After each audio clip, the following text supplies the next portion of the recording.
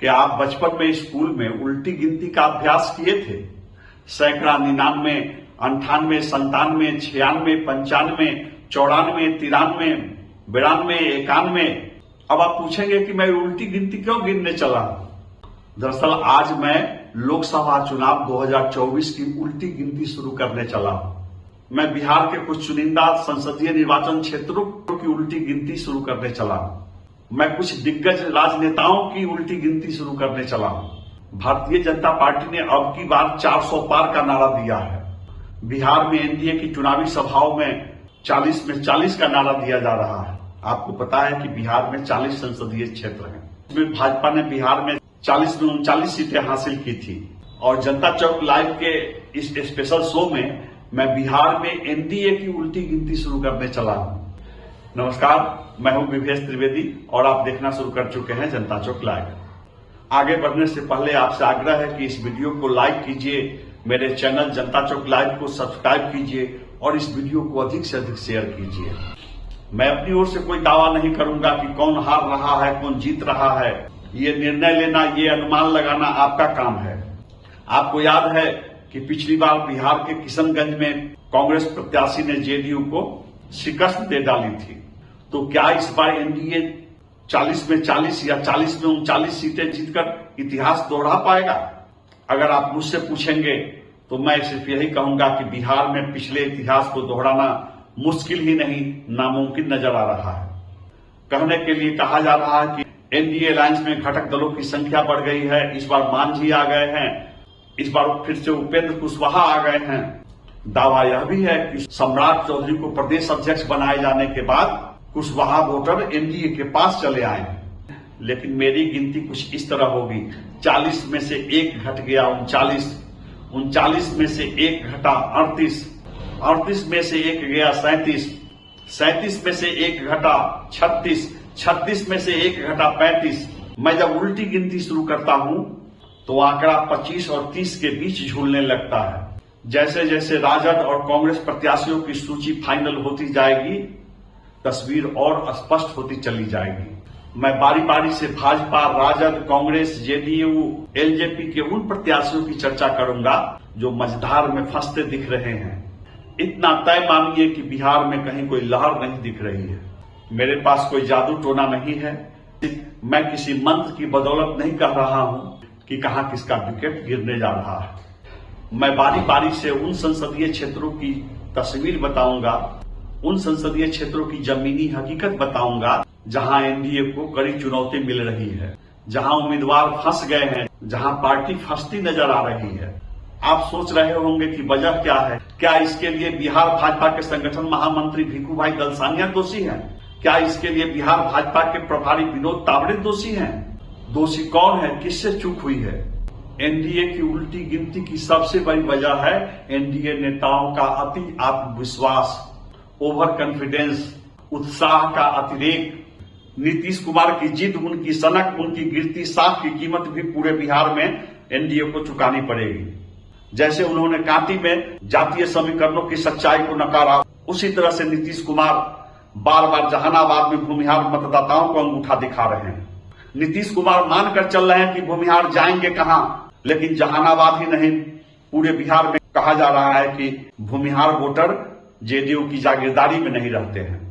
नीतीश कुमार भूल जाते हैं कि जहानाबाद का मतलब जगदीश शर्मा नहीं है। जगदीश शर्मा के पुत्र किसी मजबूरी में चुप रह सकते हैं, नीतीश कुमार के पिछलग्गू हो सकते हैं, लेकिन आज का जहानाबाद नीतीश कुमार को सबक सिखाने के लिए संकल्पित दिखाई दे रहा है।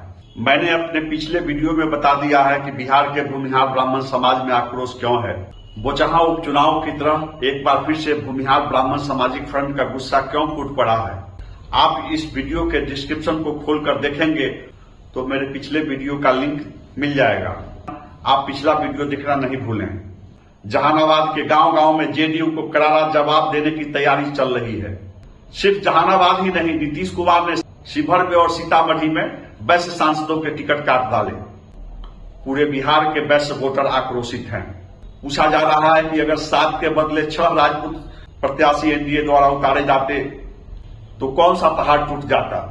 वैश्य वोटर यह भी कह रहे हैं कि पूर्वी चंपारण रामा देवी की परंपरागत सीट रही है रामा देवी को या किसी अन्य वैश्य प्रत्याशी को पूर्वी चंपारण में उतारा जाता तो शायद वैश्य मतदाताओं की नाराजगी कुछ दूर हो सकती थी।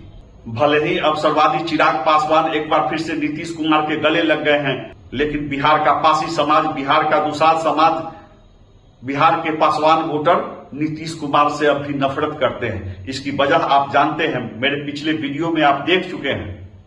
आप एक बार फिर से देख लीजिए कि किस तरह से पासवान समाज के लोग, दुसाध समाज के लोग, पासी समाज के लोग नीतीश कुमार से आक्रोशित है। आपको पता है कि इस समाज के पासी और दुसाध समाज के लोग परंपरागत रूप से तार के पेड़ से, खजूर के पेड़ से तारी उतारते हैं, तारी बेचते हैं। लेकिन पिछले कई सालों से शराबबंदी कानून के तहत जिस तरह से तारी उतारने वाले, तारी बेचने वाले लोगों पर पुलिस जुर्म कर रही है, जगह जगह गिरफ्तारियां हो रही है, गरीब लोग जेल भेजे जा रहे हैं, उससे गांव गांव में नफरत है। चिराग पासवान के लाख समझाने के बावजूद पुलिस से प्रताड़ित लोग जेडीयू को माफ करने नहीं जा रहे हैं। जेडीयू की वजह से, नीतीश कुमार की वजह से, सरकार की विफलताओं की वजह से, शराबबंदी कानून को लागू करने में चल रहे पक्षपात की वजह से और सरकार की विफलताओं की वजह से एनडीए को मुजफ्फरपुर में, वैशाली में, पूर्वी चंपारण में, सीतामढ़ी में, शिवहर में भारी कीमत चुकानी पड़ेगी। पूर्णिया, नवादा, बक्सर, किशनगंज, हर जगह सरकार के खिलाफ जो एंटी इनकम्बेंसी है, इसका लाभ महागठबंधन को मिल सकता है। मुजफ्फरपुर के सांसद अजय निषाद का टिकट काटे जाने से मल्लाह जाति के लोगों में आक्रोश भड़क गया है। केंद्रीय गृह राज्य मंत्री नित्यानंद राय के खिलाफ मुजफ्फरपुर में प्रदर्शन हो रहा है, उनका पुतला फूंका जा रहा है। मल्लाहों का आरोप है कि नित्यानंद राय ने साजिश के तहत अजय निषाद का टिकट कटवाया है।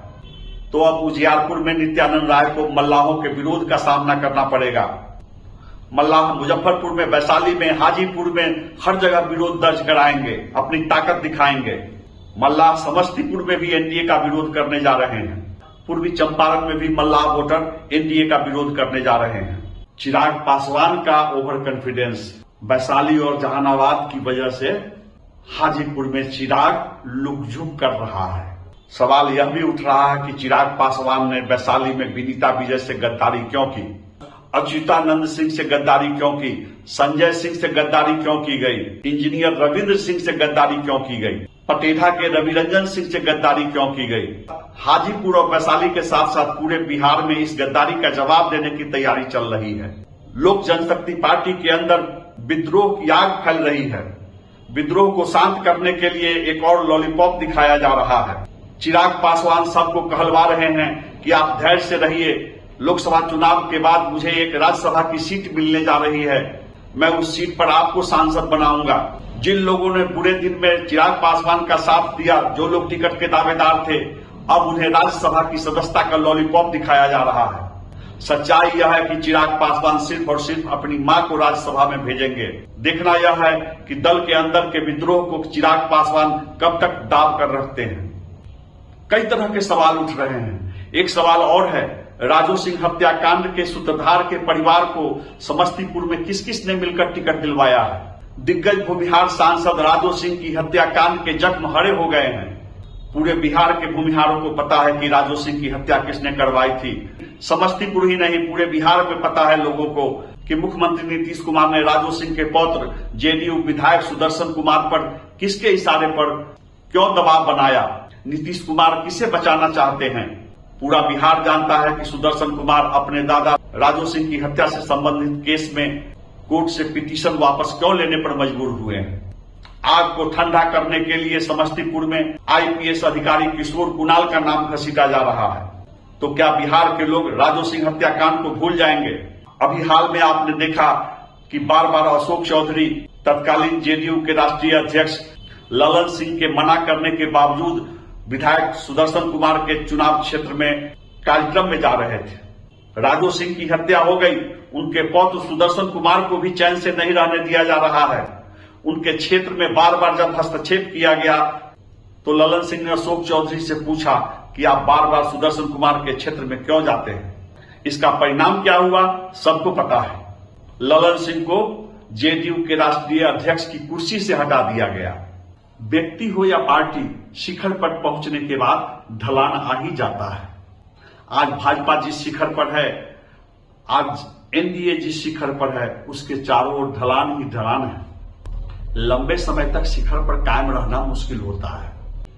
समझ में नहीं आ रहा है कि मैं जहानाबाद से शुरू करूं या पूर्णिया से, मैं नवादा से शुरू करूं या वैशाली से, मैं शिवहर से शुरू करूं या सबसे पहले किशनगंज की जमीनी हकीकत बताऊं। चारों तरफ ढलान ही ढलान है, खाई ही खाई नजर आ रही है। आप शिवहर, वैशाली, सीतामढ़ी, मुजफ्फरपुर, पूर्वी चंपारण समेत अन्य कई सीटों पर राजद और कांग्रेस उम्मीदवारों की सूची पर गौर कीजिए। मैं हर संसदीय क्षेत्र की ग्राउंड रिपोर्ट लेकर आऊंगा। आप इंडिया गठबंधन के उम्मीदवारों की जातीय पृष्ठभूमि पर गौर कीजिए, जातीय पृष्ठभूमि खंगालिए। मैं हर संसदीय क्षेत्र की ग्राउंड रिपोर्ट लेकर आऊंगा। जब थैली और खानदान का बोलबाला होता है, लोजपा को जमुई में स्थानीय कैंडिडेट नहीं मिलते हैं, खगड़िया में स्थानीय कैंडिडेट नहीं मिलते हैं, समस्तीपुर में लोकल उम्मीदवार नहीं मिलता है, हाजीपुर में लोकल उम्मीदवार नहीं मिलता है। मैं शुरुआत पूर्णिया से करता हूं। लोकसभा चुनाव 2019 में जेडीयू के उम्मीदवार संतोष कुमार ने कांग्रेस के उम्मीदवार उदय सिंह को शिकस्त दी थी। इस बार एनडीए की गाड़ी पूर्णिया में फंस गई है। लालू प्रसाद की चतुराई के बावजूद पूर्णिया से जेडीयू टिकट पर 2 बार सांसद निर्वाचित हो चुके संतोष कुमार के सामने चुनौतियों के पहाड़ खड़े नजर आ रहे हैं। सबसे बड़ी वजह है सांसद संतोष कुमार के खिलाफ पूर्णिया में एंटी इनकम्बेंसी। आप पूर्णिया में कहीं चले जाइए, सांसद के खिलाफ नाराजगी है। मतदाताओं की उम्मीदों पर सांसद खड़े नजर नहीं आए। आप कह सकते हैं कि लगातार 10 वर्षों तक सांसद रहने की वजह से उनसे लोगों की शिकायतें बढ़ती चली गई। मुख्यमंत्री नीतीश कुमार की लोकप्रियता में गिरावट भी एक बड़ी वजह बताई जा रही है। पूर्णिया में जेडीयू सांसद संतोष कुमार की लोकप्रियता का ग्राफ इतना नीचे लुढ़क चुका है कि वे इंडिया गठबंधन में उठापटक का लाभ उठाने की स्थिति में नहीं है। मुख्यमंत्री नीतीश कुमार का इकबाल इतना फीका पड़ गया है कि वे राजद प्रत्याशी बीमा भारती और निर्दलीय प्रत्याशी राजीव रंजन उर्फ पप्पू यादव के बीच जो खींचतान है, उसका लाभ अपने प्रत्याशी को नहीं दिला सकते हैं। और सच कहूं तो जेडीयू सांसद के खिलाफ एंटी इनकम्बेंसी की वजह से पूर्णिया में नरेंद्र मोदी पर पप्पू यादव भारी पड़ते दिखाई दे रहे हैं। अब जो मैं बात आपको बताने जा रहा हूं, सुनकर आप चौंक जाएंगे। इंडिया गठबंधन का टिकट नहीं मिलने के बावजूद, पूर्णिया सीट कांग्रेस को नहीं दिए जाने के बावजूद, पूर्व सांसद पप्पू यादव की गर्जना के सामने पूर्णिया में बाकी सारे दल और उनके प्रत्याशी बौने नजर आ रहे हैं। पूर्णिया पप्पू यादव का पुराना गढ़ है। वे यहां से 3 बार सांसद निर्वाचित हो चुके हैं और खास बात कि 2 बार निर्दलीय सांसद निर्वाचित हुए हैं। एक बार समाजवादी पार्टी से सांसद निर्वाचित हुए। आप अनुमान लगा सकते हैं कि समाजवादी पार्टी का क्या आधार हो सकता है। इस बार पप्पू यादव टिकट मिलने के आश्वासन पर कांग्रेस की सदस्यता ग्रहण किए थे और कांग्रेस में शामिल होने से पहले वे जाकर लालू प्रसाद से भी मिले थे। कहा जाता है कि उन्हें लालू प्रसाद से भी आश्वासन मिल गया था। पप्पू यादव निश्चित थे कि उन्हें कांग्रेस टिकट मिलेगा। वे पूर्णिया में इंडिया अलायंस के प्रत्याशी घोषित किए जाएंगे।